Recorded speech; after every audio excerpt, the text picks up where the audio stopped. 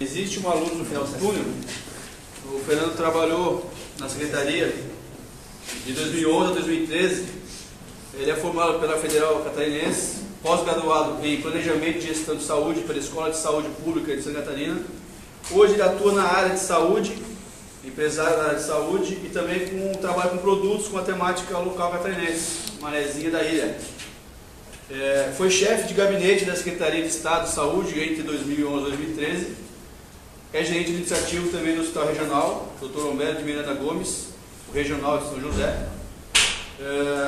Entre o período de 2009 e 2011, foi no período de 2009 a 2011, e foi chefe de faturamento do Hospital Governador Celso Ramos, de 2007 a 2009.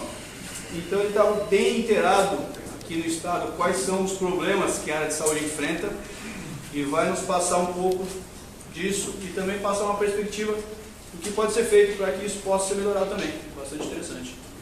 À vontade, Fernando. Obrigado.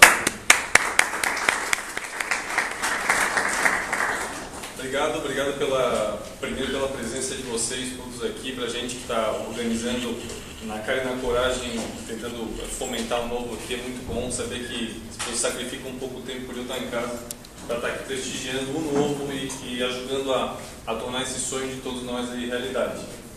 Pessoal, a minha palestra é muito ilustrada, então eu vou pedir para que vocês sempre estejam ligados nos slides, que eles vão trazer bastante informação. Vou tentar ser bem rápido para realmente não tomar muito tempo de vocês, além do que a gente já tinha proposto. E se alguma coisa passar muito rápido, depois a gente vai disponibilizar esses materiais. Qualquer dúvida, vocês podem entrar em contato comigo também, vou deixar depois o meu e-mail à disposição. Mas a minha intenção é passar bastante informação e aí depois qualquer tipo de dúvida a gente pode esclarecer com um pouco mais de tempo. Vamos primeiro falar de coisas boas. Eu acho que realmente é o dever de quem critica também saber demonstrar aquilo que dá certo. Nosso estado de Santa Catarina é referência em saúde pública no Brasil.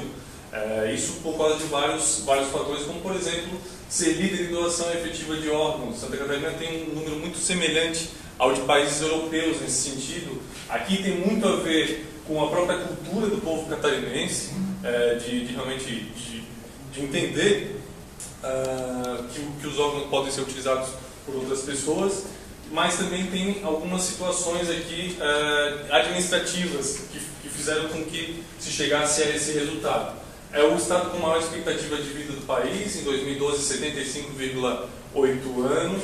Terceiro colocado em taxa de mortalidade infantil, 11,58 por mil nascidos. O SAMU é referência nacional como modelo de integração com bombeiros e a PM também, algo que foi novo, e também pela capilaridade do SAMU dentro do estado. E nós temos o CEPOM e EMOSC, duas estruturas públicas, gratuitas e com reconhecimento internacional pelos seus préstimos prestados aí para a nossa população catarinense. Bom, então está tudo bem, está tudo ótimo, Santa Catarina está no ápice, está no topo. Não está tudo bem, pessoal. A situação aqui, infelizmente, não é tão diferente das que a gente encontra na saúde pública no resto do país, seja no norte, seja no nordeste. Então essas cenas aqui são cenas comuns nos nossos hospitais públicos, pacientes tomando os corredores do hospital, os leitos sempre cheios, baixa eficiência, a manutenção das áreas de apoio bastante complicada, demorada, alas fechadas, equipamentos de diagnóstico inutilizados e um avanço muito grande do radicalismo sindical, que por vezes também acaba influenciando nessa demora de atendimento da população e onerando o sistema através desses aumentos irresponsáveis de ganhos para uma classe que sabe como ninguém colocar uma faca no pescoço de um gestor público. Afinal, pessoal, se investe pouco em saúde, então o Brasil investe pouco ou investe muito em saúde? Tem dois parâmetros aqui interessantes para a gente acompanhar. Primeiro, com países talvez um pouco mais parecidos com o Brasil, né? Esses aqui são dados de 2012, onde apresenta o gasto per capita em dólares dos países, o gasto percentual do PIB. Aqui é importante só dizer que, na verdade, esse gasto percentual ele envolve também os estados e municípios, não só o governo federal, por isso que o valor é um pouco mais alto. E a gente percebe que o Brasil, apesar de ser o país desse rol aqui, que mais investe per capita na sua população em saúde, tem os resultados aqui, muitas vezes, aquém do esperado. Principalmente em relação à mortalidade infantil, ainda só comparado com a China. Em relação à esperança de vida, outros países aí com resultados bem mais interessantes que o Brasil. Aí pode se pensar, pô, então o Brasil não investe pouco em saúde. O Brasil investe pouco em saúde. Comparando com as grandes referências em saúde pública no mundo, a gente percebe que o gasto aqui do governo federal, principalmente, em relação aos outros países, é pequeno, e o gasto per capita fica ridículo perto dos outros países. Algumas curiosidades: no Brasil, a nota que a população deu para a saúde é 5,4.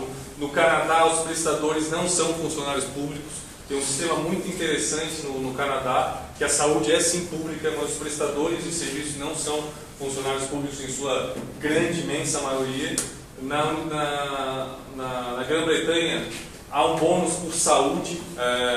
Se o paciente volta para o hospital, o profissional acaba penalizado financeiramente. Isso faz com que a lógica de quem não defende um sistema privado de prestação de serviços de saúde caia por terra, porque é possível sim bonificar aquele que faz um bom acompanhamento, como funciona na Grã-Bretanha. A Espanha investe um pouquinho menos que os outros países, tem consultas agendadas por e-mail e há um debate por um pagamento mínimo. A Espanha acabou de entrar numa situação muito complicada financeiramente e lá os gestores tiveram sim, que nem o Anselmo falou, cortar da própria cara. Então, olha, vamos precisar cobrar, pelo menos por um tempo aí, um pouco para que as pessoas tenham acesso à saúde. É drástico, é ruim, mas necessário. A Suécia, que é um país que tem altos índices em várias áreas, na saúde não pode deixar de ser diferente.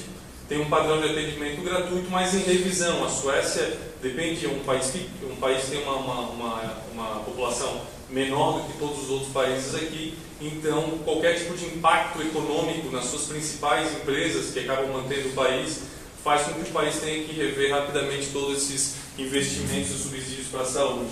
A França é o que mais investe, o gasto per capita também bastante interessante. Lá é um outro modelo que é muito interessante, poderia ser adotado aqui no Brasil, que é de restituições e reembolso. A pessoa é atendida num hospital e depois pode pedir a restituição desse valor, e é uma espécie de câmara que faz análise desse pedido de reembolso, que vai estar de acordo com o padrão de vida daquela pessoa, parametrizado pelo imposto de renda. E os pagamentos também institucionais são feitos por acompanhamento. Quem mais acompanha pacientes e consegue passar esses dados para o Ministério da Saúde lá da França, acaba ganhando mais. Eles privilegiam bastante a produtividade. Só para um tema aí, com referência ao Chile, eu ouvi dizer que é mais privado que público a saúde do Chile.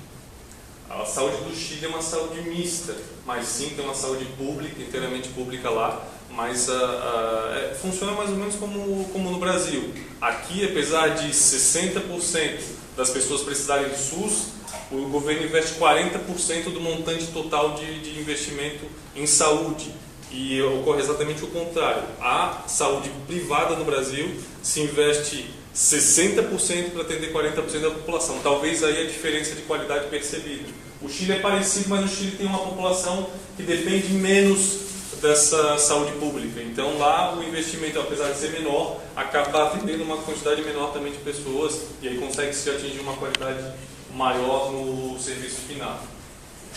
Pessoal, mas para a gente começar a falar sobre saúde, é bom que a gente entenda pelo menos um pouquinho de como funciona a saúde no Brasil hoje. Saúde pública pela Constituição, direito do cidadão e dever do Estado, mas é sim uma relação de parceria e corresponsabilidade. O Estado deve fornecer acesso à saúde, mas a população também tem a sua responsabilidade, seja através de uma participação administrativa num Conselho Municipal de Saúde, e seja através de ser educada e fomentada para que tenha uma qualidade de vida mais interessante. O brasileiro tem uma uma mortalidade, uma taxa de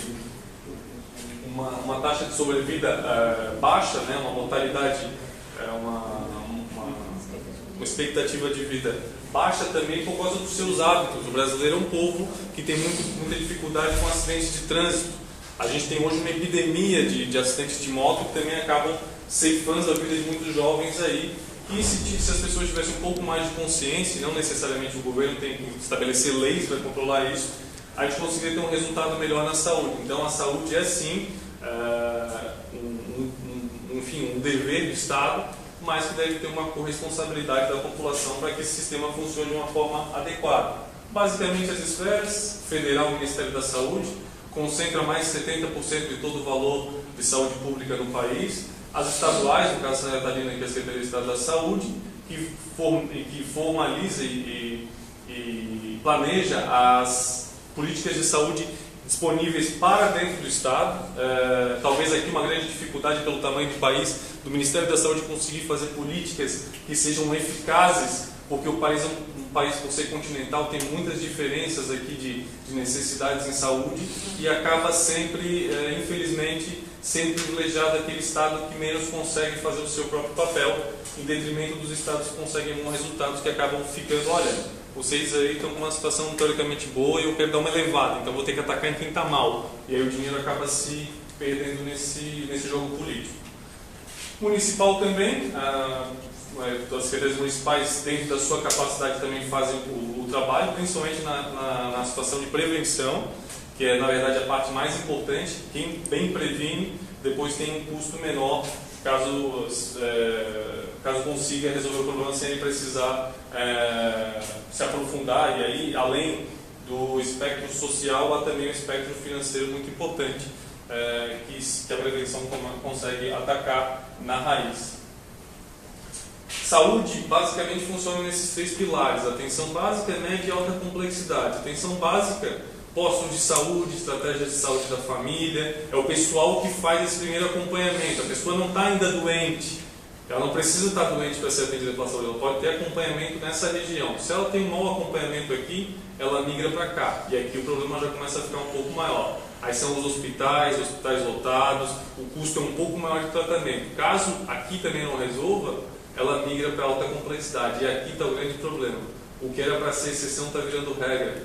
Isso é muito caro, são os hospitais altamente especializados, com alto custo de manutenção, que estão atendendo muitas pessoas que poderiam ter sido resolvidas aqui ou aqui. Então, o SUS preconiza essa forma de referenciamento, mas na prática o que a gente está vendo é que a atenção básica está sendo feita de uma forma inadequada e acaba fazendo com que o paciente migre. Ao mesmo tempo, ele começa a esperar muito tempo, porque ele começa a ficar inchado e passa para alta complexidade. Como é que funcionam esses valores, né, esses recursos? Basicamente, o custo de atenção básica é o valor per capita de R$15 por população do município. Jandaia do Sul criou um novo município que tem 1.000 habitantes. No mês, o prefeito vai ter R$15 mil para fazer a sua saúde. É pouco? É muito? Depende de quanto que o município vai querer assumir de responsabilidade. A cada tipo de responsabilidade que ele assume, como ter a dispensação farmacêutica no próprio município, a vigilância sanitária do município funcionando, programa de agente comunitário, programa de saúde da família, ele consegue receber um pouco mais de valor. Lógico, isso ainda não paga a conta, o resto é o próprio município que tem que arcar. Mas sim, ele recebe de cara esse valor aqui, que, sejamos sinceros, R$15 mil para um município de 1.000 habitantes é muito difícil fazer saúde. Como é que esse dinheiro chega até os municípios, até os estados? Aí o financiamento da saúde. Primeiro ele sai do nosso bolso através dos impostos, vai para Brasília, e lá em Brasília é feita toda essa distribuição do que sai do Fundo Nacional de Saúde. Lógico, o estado também tem o seu fundo estadual e o Fundo Municipal de Saúde. Cada um empenha para aquela área aquilo que pode, né? Então tem uma conta específica do Ministério da Saúde, e a primeira modalidade de repasse elas são através de portarias fixas, aqui com um viés muito mais político e de barganha do que propriamente por meritocracia, como eu falei. Então, estados que têm alguns senadores, apesar com um pouco mais de barganha junto ao governo, conseguem repasses maiores para os seus municípios, para os estados, através de justificativas muitas vezes totalmente desatreladas da parte técnica. Santa Catarina, lógico, tem uma população menor do que o Rio Grande do Sul, e Paraná, mas o repasse proporcional para Santa Catarina é muito menor. E a justificativa é exatamente pelos bons resultados que Santa Catarina tem fazendo o seu próprio trabalho, o que é ridículo, mas é assim que funciona, infelizmente, hoje. Esse aqui é a segunda forma de repasse, que talvez seja a forma mais justa e talvez seja a base de um novo modelo e de um modelo mais adequado para gerenciar a saúde, que são a remuneração por serviços produzidos. Tudo que é feito dentro do hospital, seja uma consulta, seja um exame, uma tomografia, seja um curativo, tem um valor através de uma tabela do SUS. O SUS fez uma tabela, em 2000 baixou um decreto com uma tabela e tinham valores como funciona mais ou menos a Unimed. Só que valores logicamente mais baixos do que os convênios. Qual é a grande sacada? É que, logicamente, mais pessoas são atendidas pelo SUS, então o hospital, os postos de saúde acabam ganhando pelo montante. Mais pessoas acabam distribuindo esse custo e o valor acaba se pagando. O problema é que essa tabela não é reajustada há 11 anos. Não estou aqui para pegar no pé de nenhum governo, acho que todos os governos têm erros e acertos, mas realmente 11 anos bate exatamente para o início do governo PT, ou seja, um governo que levanta bandeiras sociais, não faz um reajuste da tabela há 11 anos. O que aconteceu a partir disso daqui? Só ficaram atendendo pelo SUS hospitais que têm obrigação de atender pelo SUS. Hospitais privados, logo de cara, já largaram mão. Hospitais filantrópicos, um abraço, amigo, eu não vou ficar trabalhando de graça. Então abandonaram. O que acontece? Esses pacientes que eram atendidos lá em Campo Herê, no hospitalzinho de Campo Herê, que agora fechou para o SUS, vem para o Celso Ramos, vem para o Regional, vem para o Hospital Florianópolis, e aí é que a gente consegue ver esse impacto da saúde cada vez mais forte. O que seria interessante aqui? Seria interessante que realmente tivesse uma tabela reajustada, sem a vontade política, para que se pudesse absorver mais prestadores para a saúde. Não é muito difícil, a Unimed tem uma tabela ridícula e ainda assim consegue muitos prestadores para atender os seus clientes. Pessoal, só para ter uma noção rápida, um procedimento super comum no hospital público, a apendicectomia, leva 60 minutos uma cirurgia. Os custos de um hospital normal para fazer esse procedimento são de R$ 1.913,92. O SUS paga 414. Ou seja, esse valor aqui é abraçado pelo hospital filantrópico mantido pela uma entidade religiosa ou por nós, catarinenses, no caso dos hospitais públicos aqui do estado. Ou seja, 1/4 do valor é pago pelo governo federal, o resto é arcado pelos estados e até municípios que têm hospitais. Então hoje tem um hospital que atende pelo SUS, é um péssimo negócio. Só que para algumas situações, principalmente o estado que não tem outra saída, acaba sendo a única forma. Um outro procedimento, fratura de diáfise de fêmur, muito comum agora por causa de acidentes de moto. Tem alas inteiras do Hospital Celso Ramos só com acidentado de moto. Total de custos, quase R$ 4.000. Quanto é que o SUS paga? É 1.378, déficit 2.500. Multiplica isso por 60 pessoas fazendo operação no ano, multiplica isso por 200 pessoas fazendo o procedimento desse do SUS a cada mês dentro do estado e tu vai ver um grande buraco aí no financiamento da saúde, principalmente na esfera federal. Outra forma de repasse, e aí ela é um pouco ainda mais política do que a primeira, são os convênios. Alguém faz um projeto, olha, tem uma ONG que quer atender os índios lá do Maranhão. Não tem uma estrutura de saúde lá, então a gente vai montar essa estrutura, só que a gente não vai poder trabalhar de acordo com a tabela do SUS. Então a gente vai montar um projeto lá e tal, e o Ministério da Saúde vai liberar esse valor, e a fiscalização é extremamente precária. Aqui é o grande buraco de desvio de dinheiro público, muito não por causa da iniciativa, porque isso deve ser sim fomentado, essas iniciativas voluntárias, de ONGs, que fazem atendimentos pró-saúde, principalmente em relação à prevenção, e principalmente a relação, por exemplo, da humanização do atendimento, como são os doutores do sorriso, mas tem que ter uma boa fiscalização. Do contrário, é dinheiro realmente jogado fora e já não tem muito dinheiro, ainda poder desperdiçar dessa forma, aí fica pior. Outra forma são os convênios com municípios e com estados para construção e manutenção de estruturas, como as UPAs, que agora em Florianópolis foram construídas 3, por exemplo. Se bem fiscalizado, funciona bem. É uma forma interessante, mas a fiscalização estatal é realmente muito precária. Tudo isso que eu estou falando foi convencionado pela emenda constitucional número 29 de 2000, que ela fazia com que tivesse aplicação mínima de recursos para a saúde. Na teoria, o que se queria era o seguinte: aumento gradual desse repasse para a saúde, estabilidade de valores para que não fosse na cabeça de um gestor aumentar ou diminuir o repasse da saúde só porque ele quer fazer uma ponte ou quer fazer uma estrada nova, vinculado ao crescimento do PIB para que tivesse esse termômetro. Se o governo, se o Estado vai mal, se o país vai mal, diminui. Vai bem, aumenta. Logicamente, isso é meio claro, como nós com os nossos orçamentos pessoais. A gente tem dinheiro no mês, no outro mês a gente está com um pouco mais de dinheiro, a gente vai ter que se adequar. E assim também no repasse para a saúde. E havia uma punição para estados e municípios que não cumprissem esses percentuais mínimos. Quantos são esses percentuais mínimos? Dos estados, 12% do seu orçamento líquido, e dos municípios, 15% do seu orçamento líquido. O governo federal tinha se deixado um pouco aberto. Era o repasse de 95% mais 5% em relação a esse valor, ou seja, 105% no ano posterior, corrigido pela variação do PIB. Verdade seja dita, isso nunca vingou. Até porque o governo federal é quem faz as sanções para os outros entes. E como é que ele ia se autopunir? Então isso na verdade nunca funcionou, ficou meio solto, e hoje na verdade o que se tem é esse panorama aqui.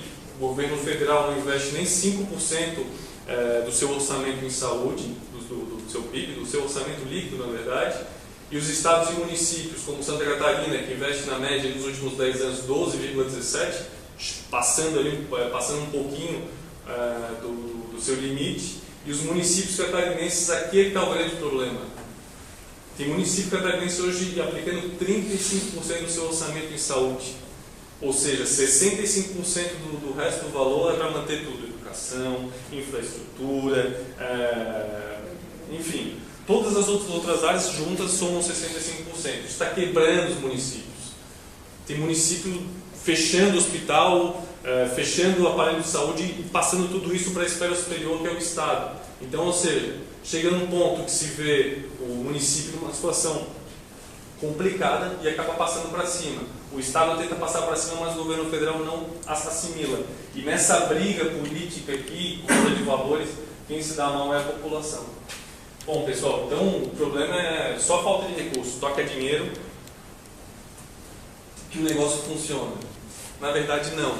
E aí eu preparei 4 dos principais desafios da saúde. Porque não adianta, como eu falei, por mais que tenha dinheiro, se aumente o investimento do PIB para 10% do governo federal, se não tiver uma boa fiscalização, uma boa gestão e um sistema bem arrumado, esse dinheiro vai se perder facilmente, como acontece com outras áreas que o governo, mais uma vez, tenta meter a mão e executar ao invés de fiscalizar e ser um fomentador do sistema como um todo. O que se precisa? Sim, majorar o investimento público em saúde, principalmente do governo federal, estabelecendo limites e que sejam convencionados de acordo com o percentual mínimo, com o desempenho do PIB, e que não seja algo que o governo possa mudar ou de acordo com o seu viés ideológico alterado. Seja pétreo, como é, por exemplo, agora com a educação, que a educação tem que ter investimento de 10%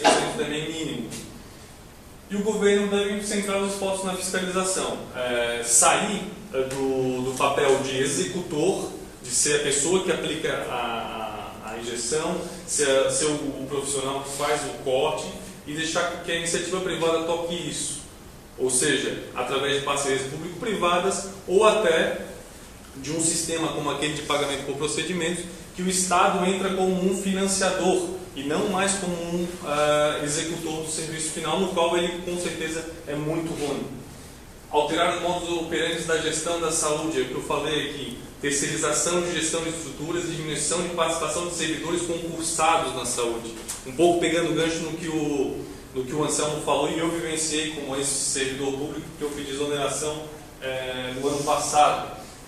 É claro, as pessoas, é como se fosse uma corrida de carro, em que um novo carro entrasse na pista e ele viesse e batesse no carro da frente. Logo atrás vinha um outro carro e batia nele. E no final todo mundo, por causa que a velocidade do da frente era sempre menor, eles fossem parando, e assim funciona dentro de um aparelho público. A produção vai caindo, assim, uma forma muito clara. E isso, logicamente, que é prejudicial para a população, seja pelos benefícios que os concursados têm, licença de saúde, a Secretaria da Saúde tem absenteísmo de 25%, ou seja, 1/4 de todos os servidores da saúde concursados que estão recebendo seu salário estão afastados por problemas de saúde. Alguns, sim, têm necessidade, muito também por causa desse modo de viver dentro de uma estrutura pública, com aquela pressão e não conseguindo resolver. Mas outros, sim, pela malandragem, e se deixar a porta aberta vai sair mais.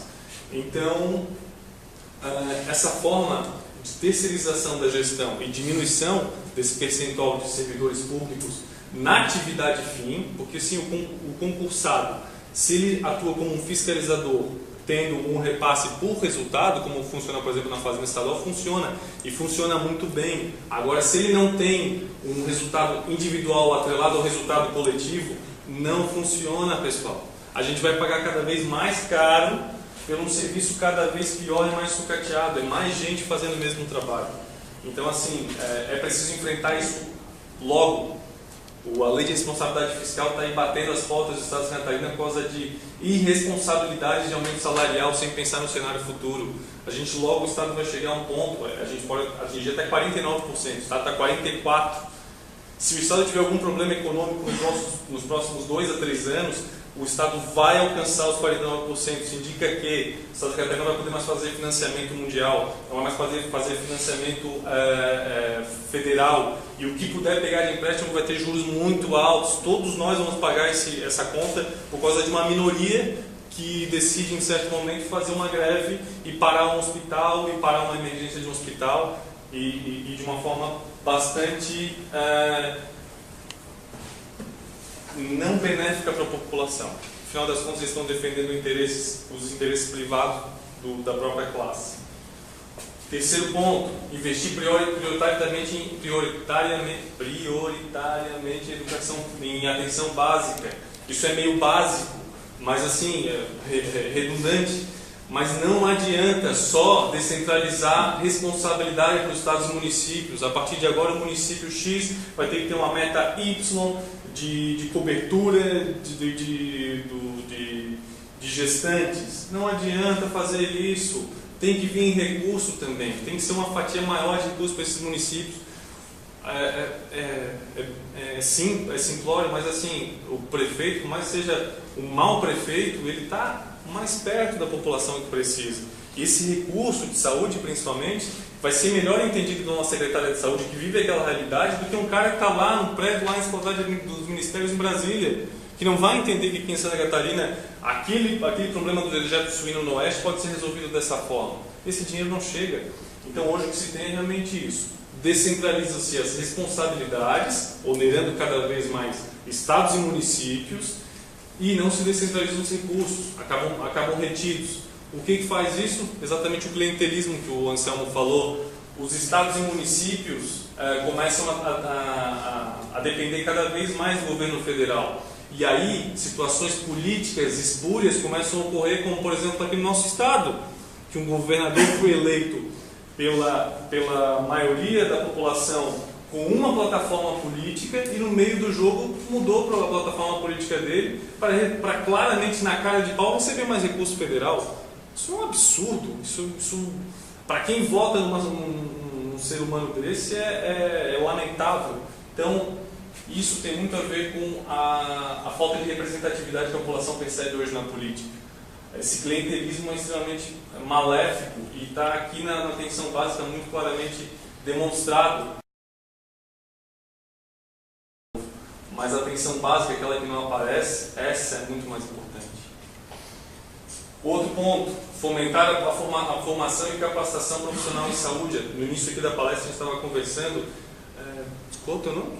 Rodolfo. Eu estava falando com o Rodolfo, ele é profissional de saúde, e realmente há uma carência muito grande na formação e capacitação de profissionais de saúde no Brasil. Tanto que o governo atual tem tido algumas políticas paliativas, que tem um efeito fugaz, que é dessas contratações de profissional, sem um mínimo de critério e com um viés muito mais ideológico do que realmente com o objetivo de resolver o problema da população. A saída é estrutural, pessoal, não tem jeito, não tem mágica. É sim fomentar a formação desses profissionais, que não sejam formados só em instituições públicas, como por exemplo a UFSC, que seja fomentado que mais vagas sejam abertas em universidades privadas, que o Estado fortaleça isso. Olha pessoal, nós queremos formar mais médicos, eu vou apoiar vocês, eu não vou estar lá metendo a mão para criar o profissional, eu vou dar os meios para vocês criarem os profissionais para mim. Do contrário, a gente vai continuar remando e vai continuar tendo uma saúde carente de alguns profissionais. Eu falo muito da parte do anestesiologista. Dentro do SUS, médico é médico. E no mercado, são várias classes de médico. Tem um médico que é um pouco mais barato no mercado, tem um médico que é mais caro. Só que quando tu faz concurso público, tu não pode dizer esse é o médico que vale mais, esse é o médico que vale menos. Todos os médicos têm que valer igual. E aí tu consegue pagar um bom salário para um clínico geral, mas tu não consegue contratar um anestesiologista. E sem um anestesiologista, a estrutura toda de um hospital não funciona. A emergência vai ficar lotada porque o hospital não consegue girar. Para quem vive na realidade hospitalar, isso é muito básico. Mas quem está com a caneta na mão hoje não quer saber disso. Então a gente tem que, como grupo pensante, ser um fomentador dessa discussão. Pessoal, vamos virar a página. É muito legal falar que está tudo livre, que todos somos servidores públicos, que está tudo legal, mas não funciona. Não funciona assim. Aquele hospital que vai receber mais dinheiro para trabalhar é aquele hospital que a população vai escolher para ser atendido. Eu vou ser atendido pelo SUS no Bahia Sul, por que não? Sim, tendo uma boa tabela, o pessoal pode ser atendido lá no Bahia Sul, e o Bahia Sul vai poder negociar com o próprio profissional como faz hoje. Olha, o anestesiologista está 15 mil no mercado, eu vou pagar 16, porque eu sei que eu tenho margem no outro profissional. Do contrário, hoje, é aquela velha história. Ah, a dona Maricotinha não conseguiu fazer a cirurgia. Ah, por que não fez a dona Maricotinha? Ah, porque está sem profissional anestesiologista lá no hospital regional, então a cirurgia não vai ser feita. E a mesma novela sempre, eu não consigo entender porque as pessoas não há uma revolta em relação a isso. É simplesmente eu quero mais saúde, mas vamos aprofundar essa discussão, vamos entender por que as coisas estão acontecendo desse jeito. E aí, como é que se desatam esses nós? Eu fiz algumas propostas, que mesmo na época da saúde eu já tinha feito, e por viés, principalmente políticos, eu não tive muito sucesso. Há uma pessoa hoje dentro do governo que é muito importante, que é o secretário de comunicação. Então ele mede a popularidade do gestor. Se o gestor está com a popularidade mais ou menos, opa, não mexe, não muda, deixa como está ruim, mas podia estar pior. Se tu entrar em um choque vai ser mais complicado ainda. Então, eu acho que essas 4 principalmente aqui serviriam para criar uma transição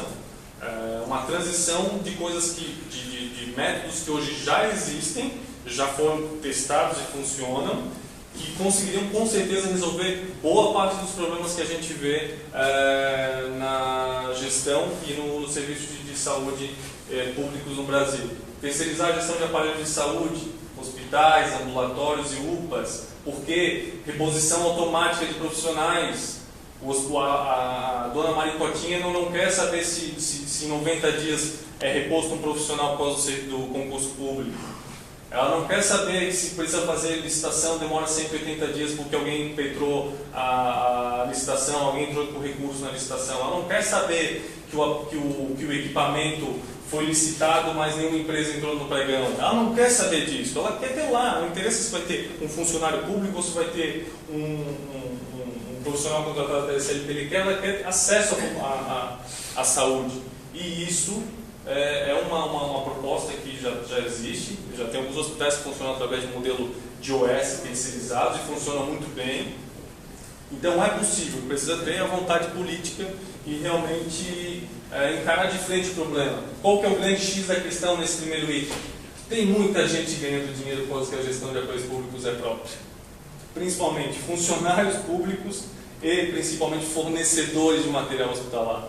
Então aqui é uma briga muito grande com um cachorro grande aqui, ó. Só que tem que ser batido e aí não pode deixar a voz da maioria falar pela maioria. A maioria tem que fazer valer a sua vontade. Esse modelo de terceirização de gestão de aparelhos da saúde é usada por 5 dos 6 países que eu coloquei lá no primeiro no slide que falava das referências em saúde. Então, dá certo lá? Vamos tentar aqui, gente. Pior do que tá, não vai ficar. O Tirica já falava isso. Promover programa contínuo de demissão incentivada. Pelo que eu falei agora, a gente está com uma bomba na mão, que é a lei de responsabilidade fiscal. 44% de comprometimento do orçamento do Estado com folha salarial. Vamos botar dinheiro no mercado para essa gente entender o que é empreendedorismo. Vamos incentivar que eles saiam, que vivam a vida lá fora. É triste ver um ser humano que entra no serviço público cheio de vontade, com 35 anos ele fica marcando uma folhinha, menos um dia para eu trabalhar. Sabe, pessoal, isso é uma herança maldita que as pessoas acabam deixando para o próximo gestor. Tem sim que ser contínuo o programa de demissão incentivado. Tem gente que quer sair. Eu, por exemplo, queria sair, estava louco para sair. Queria que tivesse um PDI na minha época, não foi feito. Eu tive que pedir exoneração e ele sai com uma mão na frente e outra atrás. Tudo que tu trabalhou dentro do Estado, esquece, foi-se. Mas mesmo assim, para mim, que sabia que tinha empregabilidade aqui fora, foi uma decisão tomada. Mas 95% das pessoas estagnam dentro do serviço público. E elas precisam de um incentivo. E o Estado precisa desonerar a máquina. Então, esse segundo item é urgente. Do contrário, é o que eu falei. A gente vai ter grandes problemas com a lei de responsabilidade fiscal. E tomara que esses problemas sejam enfrentados antes de que politicamente as pessoas derrubem a lei de responsabilidade fiscal. Já tem alguns movimentos nesse sentido. Foi talvez a lei mais interessante colocada em prática nesse país que trouxe ao Brasil essa possibilidade de ter uma estabilidade econômica. Então, se não for resolver esse problema, vai ter um movimento para quebrar a lei de responsabilidade fiscal, e se ela for quebrada, pessoal, a gente vai dar 20 passos atrás nesse país. Outra, reajustar a tabela de procedimentos do SUS anualmente através do IGPM, não mais através da decisão do gestor. Bota um índice aqui, que seja um índice independente, ponto. Olha, pessoal, hoje eu pago para vocês R$1.000 pela cirurgia de fratura do fêmur. No ano que vem, a inflação aumentou, diminuiu, vou pagar menos, vou pagar mais, mas vai estar ajustado. Tem um parâmetro, sabe? Não é pela vontade de um ou de outro. Com certeza, se essa tabela fosse ajustada em 25% do que se tem hoje, pelo volume, pode ter certeza que a adesão espontânea de prestadores aí de hospitais filantrópicos, hospitais privados, ia ser enorme. Boa parte das filas dos hospitais públicos, puramente públicos, hoje seria resolvida através de um simples reajuste da tabela de procedimentos do SUS. É triste, pessoal, mas é bem verdade isso que eu estou falando. Fomentar a importação de profissionais estrangeiros, não me entendam mal.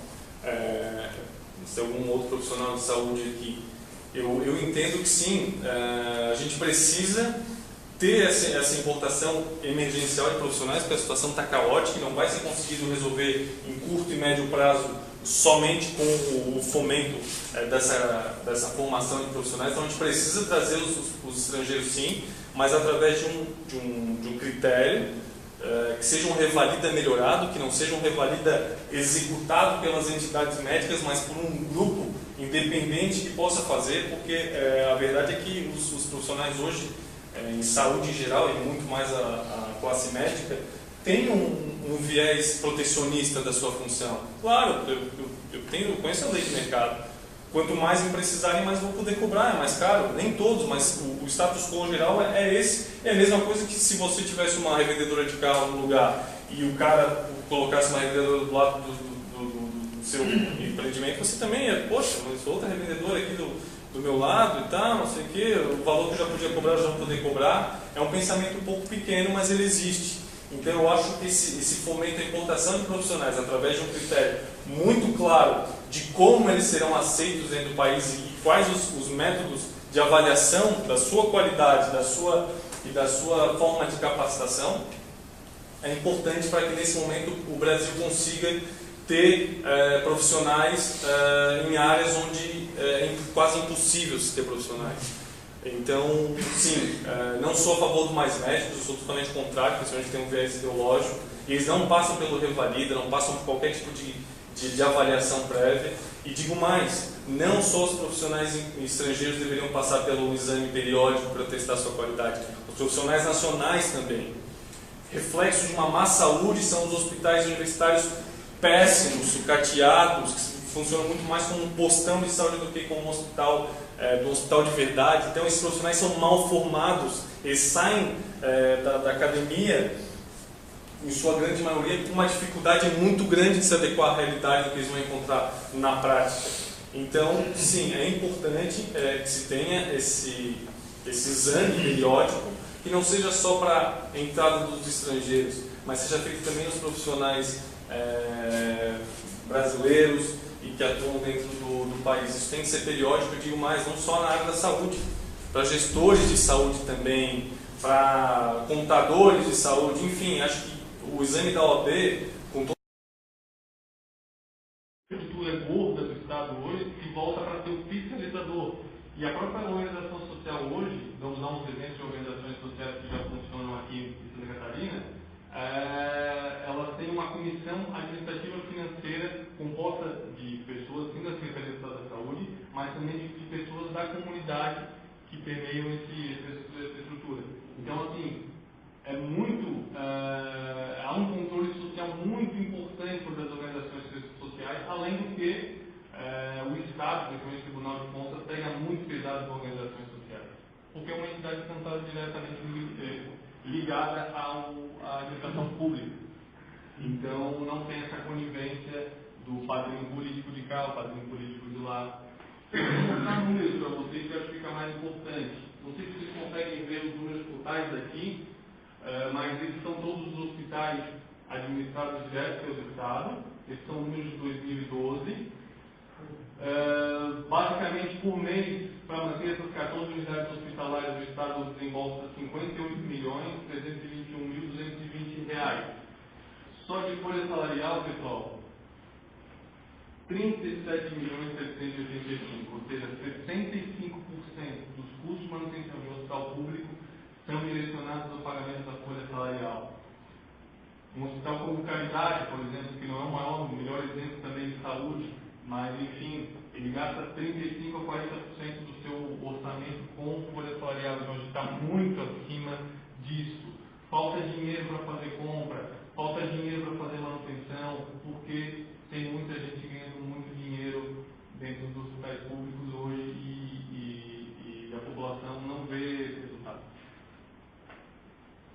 Vamos comparar então dois hospitais aqui, em cima o Hospital Infantil Joana de Guzmão, administrado direto pelo Estado, e embaixo o Hospital Jéssica Amarante Faria, o Infantil de Joinville, não sei se alguém conhece, é um OS, administrado através de um OS lá em Joinville, e aqui administração direta.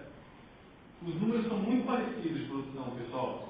O Infantil 156 leitos, o Jéssica Amarante 156, número de consultas de emergência do Infantil 7.300, consultas de emergência do Jéssica 6.800, cirurgias realizadas 303 do Jéssica, 477 do Infantil, taxa de ocupação semelhante, média de permanência semelhante também. Quanto é que custa a brincadeira aqui? Em 7 meses o Infantil custou R$41.700.000 para todos nós, enquanto que o Jéssica Amarante, com uma produção extremamente semelhante e com níveis de qualidade medidos pela população muito melhores no seu atendimento, gastou 25 milhões. Ou seja, em 7 meses a gente conseguiu construir um novo hospital só com o valor, a diferença de valor aqui dos dois tipos de gestão. Por quê, pessoal? Porque basicamente é o seguinte, ó, 3 milhões e 500, 3 milhões e 500, 3 milhões e 500 por mês, amigo, te vira com esse valor em ponto. O dinheiro não cresce em árvore. Está aqui, ó, 3 milhões e 500. O funcionário, eu tenho só 100 mil disponível para contratar, eu vou chamar um profissional na minha frente, pessoal, eu tenho que negociar contigo, é um bom profissional, tá, não sei o quê, mas a gente vai ter que dar uma baixada no transporte por um tempo, ok? Não, ok. É isso que faz na rua. Não, é na rua. É mercado, pessoal. É mercado que regula aqui. E outra, quem pensa que licitação faz o governo ter um bom resultado financeiro, está errado. Se compra mal, se compra caro, se compra material que se utiliza 2 vezes depois dá problema. Então a licitação, sem contar os cafés, né? Sem contar os cafés, parece até coisa de criança. Tem 5 empresas do mesmo nicho que atuam dentro do Estado. Elas se conversam, gente. Elas sabem quando é que vai ter licitação, elas sentam numa mesa e falam, pessoal, ninguém entra. Ninguém entra nessa. Vamos deixar eles aumentar. Essa aqui também não está boa. Não, essa tu entra e aí tu pega o valor que sobrar e a gente distribui entre nós. Isso acontece direto. E legal não é, mas é a moral que acontece. Infelizmente o jogo é isso. A culpa é do jogador ou é do jogo mal feito? Para mim a culpa é do jogo mal feito. E o jogo está sendo mal feito há muito tempo, a gente já pagou muito caro por causa disso. Tem outros modelos que funcionam melhor. Só que aqui, ó, eu tenho que brigar com funcionário público, sindicato e pasme, pessoal, Ministério Público. O Ministério Público é contra as OS de cabo a rabo porque eles entendem ideologicamente que o Estado deveria fornecer o serviço fim. Eu entendo que o Estado deve oferecer o acesso e não a prestação de serviço fim de saúde. Mas a caneta de com certeza é muito mais pesada do que a minha.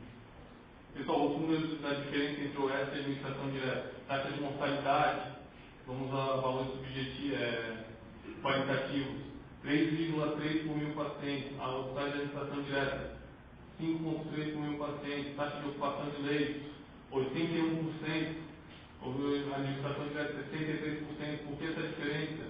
Aqui o leito gira muito rápido. Não se tem parada por causa de falta de funcionário, porque a reposição é imediata. Aqui, esses 37% que não gira aqui, muitas vezes é um leito que fica parado porque um técnico enfermagem pediu exoneração e o Estado está esperando chegar um novo técnico enfermagem para tocar esse leito.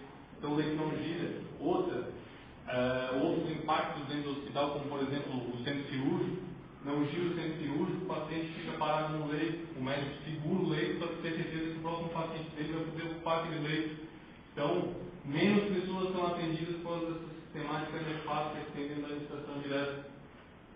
Gasto por leito, R$ 167 os OS e R$ 183 os hospitais de administração direta. O valor financeiro é um pouco maior, mas os resultados são muito diferentes na prática. Pessoal, então, aquele momento de transição são situações que hoje já ocorrem na saúde e são facilmente aplicáveis. Só relembrando terceirização da gestão, plano de demissão de demissão incentivada. Vamos voltar lá. Eu esqueci agora.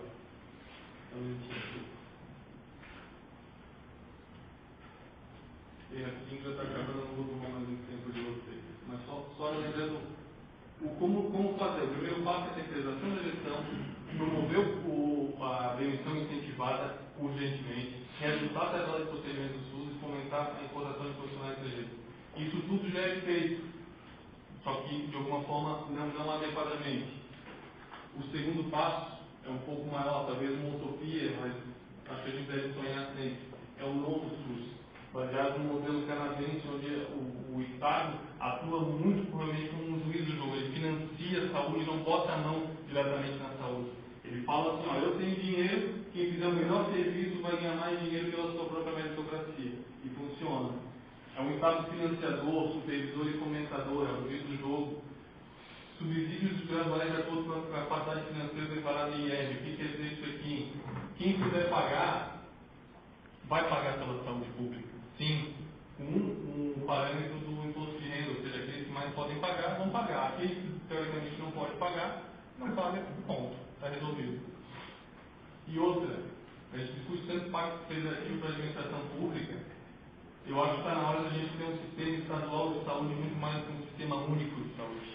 Ou seja, o próprio Estado gerenciar a sua saúde de forma autônoma, aplicando da forma que ele acha mais adequada, porque tem muitos Estados que têm vontade de fazer coisas diferentes, mas são engessados pela política do governo federal, que acaba tendo um domínio sobre essas possibilidades e acaba barrando essas mudanças. Pessoal, tinha muito mais assunto, a gente foi passando bastante rápido, acho que eu fui muito rápido aí com os assuntos, mas é basicamente isso. Eu acho que é possível sim fazer uma melhor saúde no país, as ferramentas estão aí, há possibilidade sim de ter mais dinheiro na saúde, mas de uma forma bem gerenciada, do contrário eu também sou contra, e basicamente a gente consegue atender melhor a população se a gente deixar de lado a ideologia e o sonho e partir realmente para a prática e para a razão. E é esse o papel do novo, de ser o cutucador dessas situações, não ter medo de ser a minoria